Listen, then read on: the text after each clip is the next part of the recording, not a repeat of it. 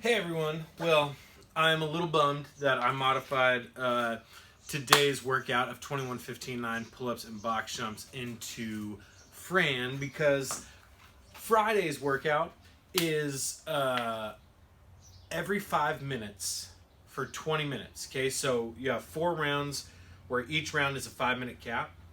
You have to row 500 meters and complete 20 unbroken thrusters.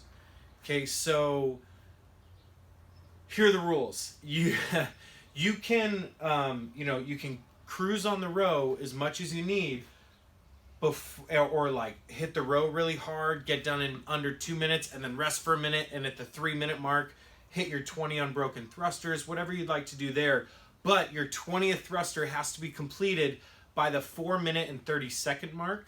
Otherwise, that weight that you listed or attempted does not count, right? So maybe you finish your row at a moderate pace and then you just cruise, make sure you get a good lockout every time on that thruster.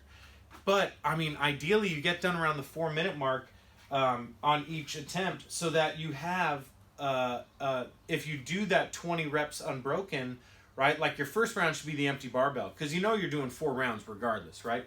First round should be the empty barbell or like a PVC pipe, right? Or just I'll talk about the scaled version in a sec, what you could do, and then you move up every round. Try and test yourself a little bit. That third round should be like what you've done before for 20 or what you know you could do for 20, and then that last round, that fourth set, should be what you hope you can get for 20. Yeah, the row will take a little bit out of you, but more it's just adding a conditioning element into these 20 thrusters, right?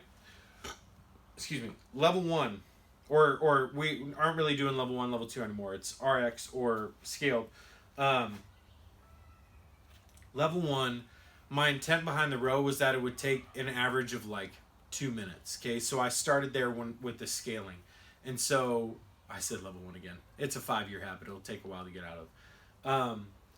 I want you to do 2 minutes of conditioning. Jump rope for 2 minutes before you start your 20 unbroken or excuse me, your 20 unbroken thrusters if you don't have a rower, right? If you want to kind of mix and match the scale or the RX today. Run for 2 minutes, run a 400. You could also do that if you don't have a rower, for the 500 row. A lot of times we call that a 400 meter run as well. Man, you could bike. If you have an assault bike, you could bike like 20 calories. You could 30 or 20, somewhere in there. 2 minutes of work. You can ride your bike a minute down the road and back, right? Get creative, but get yourself conditioning for 2 minutes. 2 minutes of kettlebell swings, like a light kettlebell overhead, just kind of breathe and move through it, or 2 minutes of burpees even. You get the drift. Okay, then if you don't have a barbell for thrusters, or if that thruster movement isn't great on your shoulder, the other way we scale the thruster, or how you'll see it listed in Wodify, is a 2-minute AMRAP of air squats. So the true scaled workout today, whereas RX is every 5 minutes, you're doing that 500 row plus your 20th thruster, and your score is for weight, or your 20 unbroken thrusters, the score is how heavy you can do that for. The scaled one is every 5 minutes. The first 2 minutes you do your monostructural conditioning, jumping rope, that stuff we talked about, and then the next 2 minutes is an AMRAP of air squats. So if you're scaling today, your score is not weight that you put up, because you're not lifting weight, but is how many repetitions you get in all 4 total rounds of your air squat. Okay? Cool. That's your workout. So what I want to talk to you guys today about is the thruster, that front rack position. It's a really tough one.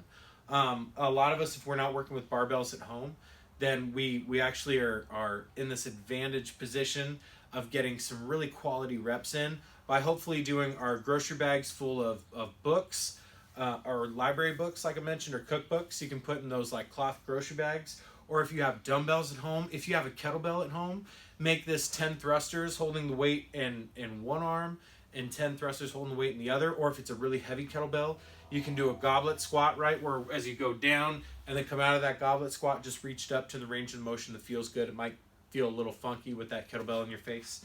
But yeah, work with what you got. But for those of us using a barbell, or if we're trying to remember, a big part of that pressing position that gets tough is throughout the squat is keeping those elbows up and your wrist protected. And so when maybe you do have that broomstick, you're going to do your thrusters today with the broomstick, or you're doing the scaled version, but you want to practice that front rack position, then here's what we do. First, you may need to do some mobility pieces before we get started. Like me, I have pretty tight shoulders, so before I even worry about doing my thrusters, you can see this bar floats off my shoulders as I pull those elbows through. My grip wants to kind of let go of the bar, and it gets hard to keep tension in my upper back. So I'm going to do two things. I'm going to do some cobras, right, where I'm laying down on the ground in that isometric position, squeezing my shoulder blades back together. I'm going to do some wall squats too, right, where we put the tips of our thumbs together and keep our arms straight. Really great to fire up the back. You get as close to the wall as you can. Going down and up, creeping closer and closer to the wall. Every rep you're successful without touching it. A lot of those things we do in class. And then finally, if you're really tight, you can always, and you should, grab your elbow, pull it behind that shoulder, loosen up your lat, loosen up your tricep, right? Things that we simulate where we grab the band off the rig and try and loosen that lat. That's going to do a lot of good for you if you loosen up this area here. So take some time stretching and loosening your shoulders up. So, starting off with your squat, feet are shoulder width apart, toes slightly are going to go out. Good grip on the bar, outside shoulders, and by good grip, I mean, I'm not like just letting it rest on my fingertips, right? But I want to see your fingers wrapped around that. You're holding onto this bar strong. And then pull the elbows through, just in front of the bar. Squeeze your belly, squeeze your butt tight, and pull those elbows just in front of the bar so that your shoulders create that nice shelf. Keep this position. If you're doing thrusters right, if you're doing front squats right, you should feel your upper mid back working a ton, your core working a ton to stay vertical all the way down and up, right? Squeeze that bar tight, elbows through.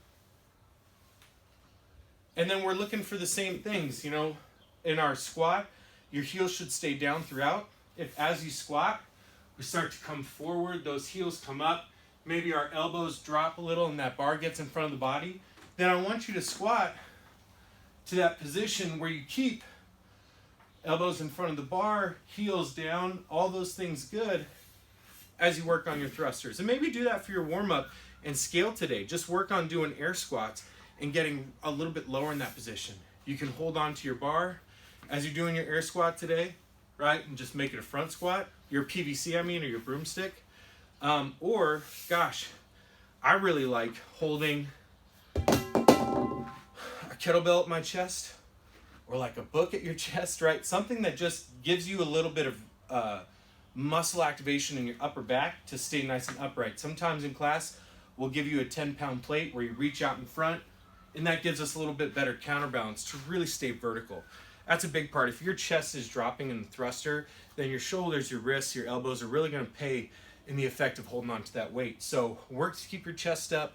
Make sure you get loose today. Loosen up your hips if they're tight from box jumps. If your shoulders are tight from pull-ups, make sure you stretch before and have an awesome workout. I hope you have a great Friday, and there's going to be details soon on us reopening and all the procedures we're going to make sure that we do it right and keep everyone safe and healthy. Hope you have a great day. Talk to you later.